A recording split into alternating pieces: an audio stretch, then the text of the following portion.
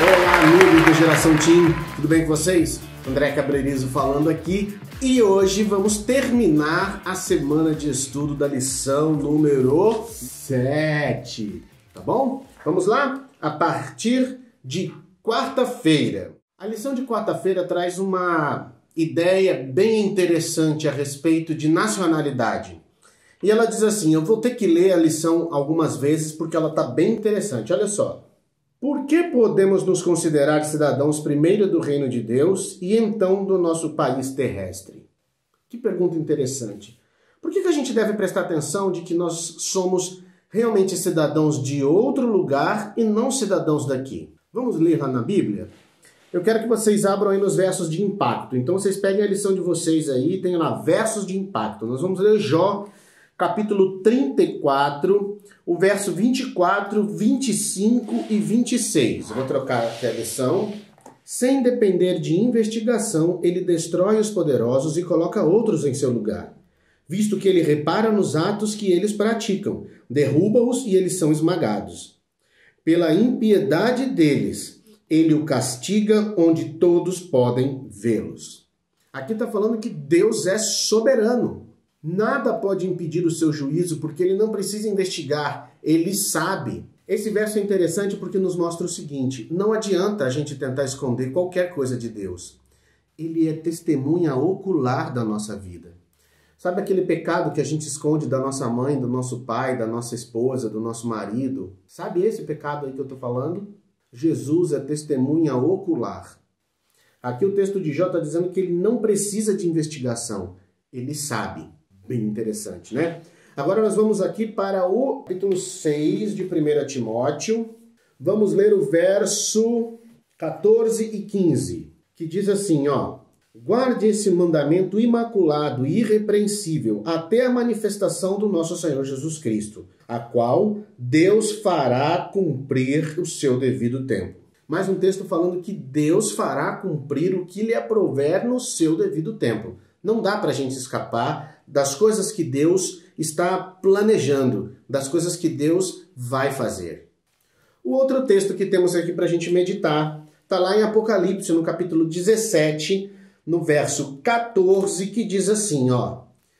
Guerrearão contra o Cordeiro, mas o Cordeiro os vencerá, pois é o Senhor dos senhores e Rei dos reis, e vencerão com eles os seus chamados, escolhidos e fiéis. Muito legal, né? Jesus nos escolheu e seremos vencedores com ele no final, porque ele é Rei dos reis e Senhor dos senhores. Na lição de quinta-feira, então, nós temos um texto bastante importante que eu gostaria de dividir com vocês. Acompanhem comigo. No tempo do fim, muitos servos de Deus serão humilhados e maltratados por pessoas dominadas pela inveja e pelo fanatismo religioso. Elas ficarão iradas, especialmente contra os que santificam o sábado no quarto mandamento, e, por fim, um decreto universal declarará que elas merecem morrer.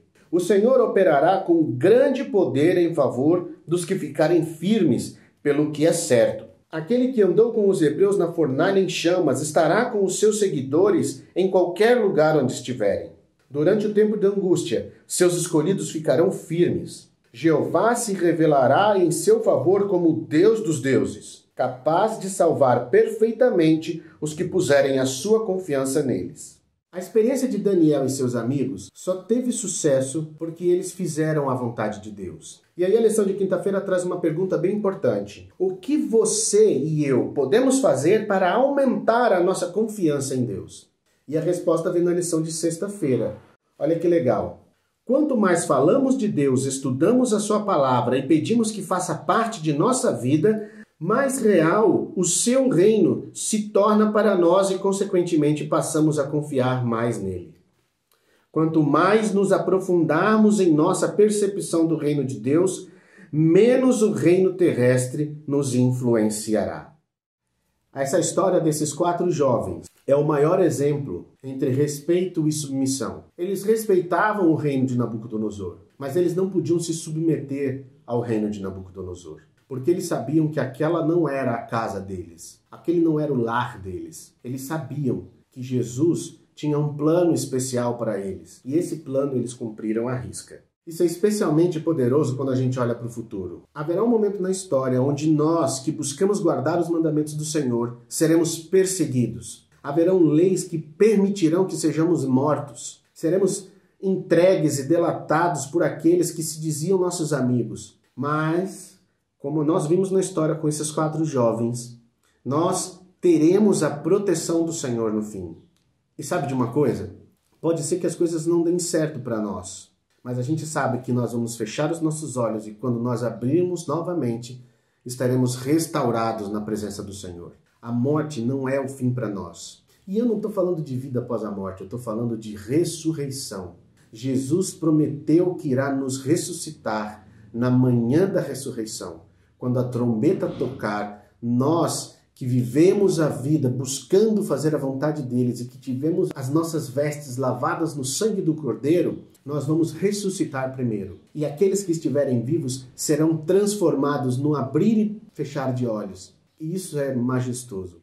A lição nos traz uma última pergunta. Você está pronto para viver uma experiência semelhante a desses jovens? Está buscando alcançar o mesmo nível de fé, a ponto de dizer diante de uma situação difícil, como está escrito lá em Romanos, no capítulo 14, verso 8, quer vivamos, quer morramos, pertencemos ao Senhor? Eu oro para que Deus me ajude a fortalecer a minha fé e a minha comunhão com Ele, para que neste grande dia eu possa estar jubilante, aguardando a volta do Senhor. Gente, não é fácil, mas Jesus prometeu que estará conosco em meio às dificuldades.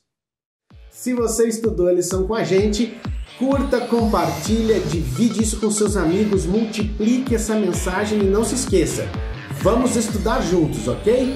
Deus nos abençoe e até semana que vem!